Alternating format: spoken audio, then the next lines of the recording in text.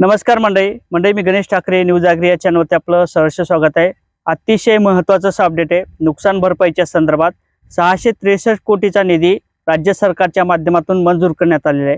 आता जो काही हा निधी असेल तो कोणकोणत्या जिल्ह्यात वाटप केला जाणार आहे, कोणत्या शेतकऱ्यांच्या खात्यावर हे पैसे जमा केले जाणार आहेत आणि ही जी काही निधी मंजूर करण्यात आलेला आहे हा नेमका कशाचा आहे याच्या संदर्भात आपण या व्हिडिओच्या माध्यमातून समजून घेण्याचा प्रयत्न करणार आहोत। तर मंडळी मी गणेश ठाकरे न्यूज आगरी या चॅनलवरती आपलं सहर्ष स्वागत आहे। तुम्ही चॅनलवर नवीन असाल तर या साईडला सबस्क्राईबचं काळं किंवा तांबडं बटन दिसेल त्याच्यावरती क्लिक करा।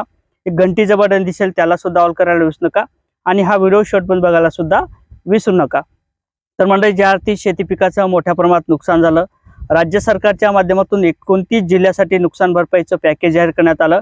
31,628 कोटीचं हे पॅकेज होतं आणि त्या पॅकेजच्या माध्यमातून नुकसान भरपाईची रक्कम ही शेतकऱ्यांच्या खात्यावर जमा करण्यात आलेली आहे। अनेक ठिकाणी जनावरांचं सुद्धा मोठ्या प्रमाणात नुकसान झालं होतं, जीवितहानी सुद्धा मोठ्या प्रमाणात झाली होती आणि शेतातील जी काही माती असेल ती पूर्णपणे वाहून गेली होती।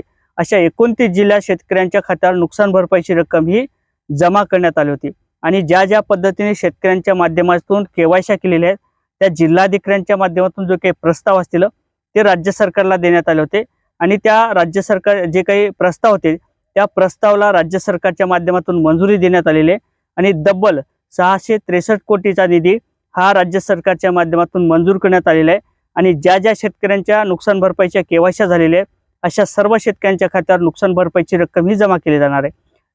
आता अनेक शेतकऱ्यांचं म्हणणं होतं की जर सर आम्ही 8 दिवस झाले केवायसी केली, कोणी म्हणते 15 दिवस झाले केवायसी केली होती आणि जी काही केवायसी केलेली आज डाटा असेल हा पूर्ण डाटा राज्य सरकारकडे ट्रान्सफर करण्यात आला होता आणि त्या ट्रान्सफर केलेल्या डाट्याच्या माध्यमातून जी काही नुकसान भरपाईची रक्कम असेल त्याच्यासाठी 663 कोटीचा निधी हा मंजूर करण्यात आलेला आहे।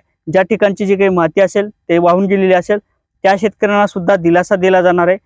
तुमची जमीन असेल त्या ठिकाणची विहीर असेल त्या ठिकाणी जी काही पडझड झालेली असेल अशा शेतकऱ्यांना सुद्धा दिलासा दिला जाणार आहे आणि सामायिक क्षेत्राच्या जे काही शेतकरी होते सामायिक क्षेत्रधारक अशा सर्व शेतकऱ्यांच्या केवायसी झालेल्या असतील तर अशा सर्व शेतकऱ्यांच्या खात्यावर हे नुकसान भरपाईची रक्कम ही जमा केली जाणार आहे। अशा पद्धतीने एक काल महत्त्वाचा निर्णय किंवा जी काही लागणारी निधी असेल त्याची काल तरतूद करण्यात आली होती आणि जी काही निधी असेल त्याचं वितरण आता ह्या 2 दिवसात केलं जाणार आहे। राज्य सरकारच्या माध्यमातून जिल्हाधिकाऱ्याला जी काही माहिती असेल किंवा जो काही निधी असेल त्याचं ट्रान्सफर केलं जाईल आणि शेतकऱ्यांच्या खात्यावर महाडीपीटीच्या अंतर्गत म्हणजेच आपल्या फार्मर आयडीच्या अंतर्गत हे पैसे जमा केले जाणार आहे। डीपीटी प्रणालीच्या माध्यमातून हे उर्वरित शेतकऱ्यांच्या खात्यावर पैसे जमा केले जाणार आहे। अशा पद्धतीने एक महत्त्वपूर्ण असं अपडेट होतं। नक्की चॅनलवर नवीन असाल तर चॅनलला सबस्क्राईब करा, व्हिडिओ आवडला तर लाईक आणि शेअर करायला सुद्धा विसरू नका। जय शिवराय।